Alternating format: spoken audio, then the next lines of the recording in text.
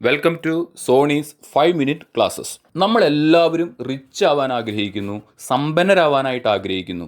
ഈ പണക്കാരനാകുന്നതിന്, റിച്ച് ആകുന്നതിന് പ്രധാനമായിട്ട് 2-3 മാർഗങ്ങളുണ്ട്.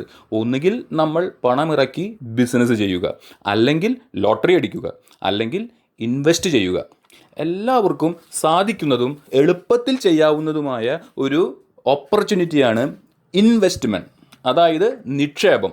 നിക്ഷേപിക്കുവാനായിട്ട് പല അവസരങ്ങൾ നമുക്കുണ്ട്. ഗോൾഡിൽ നിക്ഷേപിക്കാം, റിയൽ എസ്റ്റേറ്റിൽ നിക്ഷേപിക്കാം, ഷെയർസ്, മ്യൂച്വൽ ഫണ്ട്, ഇങ്ങനെയുള്ള ഒട്ടനവധി മാർഗങ്ങളിൽ, ഒട്ടനവധി അസറ്റുകളിൽ നമുക്ക് നിക്ഷേപിക്കാം. പല തരം നിക്ഷേപങ്ങളെക്കുറിച്ചും അവയുടെ ഗ്രോത്തിനെക്കുറിച്ചുമാണ് ഇന്ന് ഈ ക്ലാസ്സിൽ നമ്മൾ പറയുന്നത്. ഓക്കെ ഫ്രണ്ട്സ്, 1990 10,000 രൂപ നിക്ഷേപിച്ചാൽ, അതായത് വിവിധ ഇൻവെസ്റ്റ്മെൻറ്റുകളിൽ നിക്ഷേപിച്ചാൽ അതിൻ്റെ ഇന്നത്തെ വാല്യൂ എത്രയുണ്ട് എന്ന് നമുക്കൊന്ന് നോക്കാം.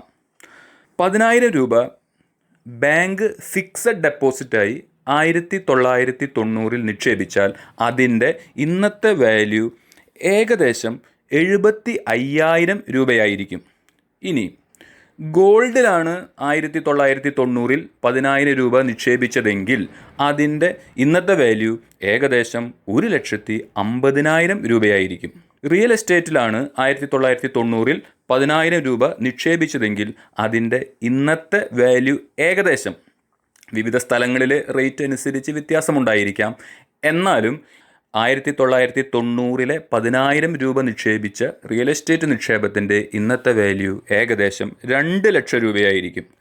ഇനി സ്റ്റോക്ക് മാർക്കറ്റിലാണ് നിക്ഷേപിക്കുന്നതെങ്കിൽ, അതായത് ഇന്ത്യയുടെ സ്റ്റോക്ക് മാർക്കറ്റ് ഇൻഡെക്സായ സെൻസെക്സിലോ നിഫ്റ്റിയിലോ നിക്ഷേപിച്ച ഒരു വ്യക്തിക്ക്, 1990 10,000 രൂപ നിക്ഷേപിച്ചൊരു വ്യക്തിക്ക് ഇന്നത്തെ വാല്യൂ ഏകദേശം 3,50,000 രൂപയായിരിക്കും.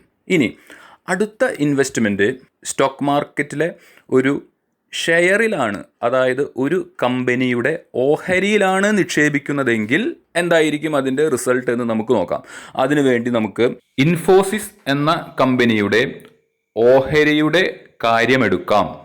ഇന്ത്യയിലെ ഏറ്റവും പ്രമുഖമായതും ഏറ്റവും പ്രശസ്തമായതും NR നാരായണമൂർത്തി എന്ന് പറയുന്ന ലെജൻഡ് സ്ഥാപിച്ചതുമായ ഇൻഫോസിസ് എന്ന സോഫ്റ്റ്വെയർ IT കമ്പനിയിൽ, ആ കമ്പനിയുടെ ഷെയർ ലിസ്റ്റിംഗ് നടത്തിയ കാലത്ത്, അതായത് പബ്ലിക്കിന് കമ്പനിയുടെ ഷെയർ വിൽപ്പന നടത്തിയ കാലത്ത് 10,000 രൂപ മുടക്കി ഷെയർ വാങ്ങിയ വ്യക്തിക്ക്, അതായത് ലിസ്റ്റിംഗ് നടത്തിയത് 1993 ഏകദേശം 27 വർഷങ്ങൾക്ക് മുമ്പ്, അന്ന് 10,000 രൂപ മുടക്കി ഇൻഫോസിസിൻ്റെ ഷെയർസ് അഥവാ ഓഹരികൾ വാങ്ങിയ വ്യക്തികൾക്ക് ഇന്നത്തെ വാല്യൂ എന്ന് പറയുന്നത് ഏകദേശം 3 കോടി രൂപയായിരിക്കും. അതായത് 10,000 രൂപയുടെ ഇൻവെസ്റ്റ്മെൻറ്റ് 3 കോടി രൂപയായി വർദ്ധിച്ചു. എന്താ, വിശ്വാസം വരുന്നില്ലേ?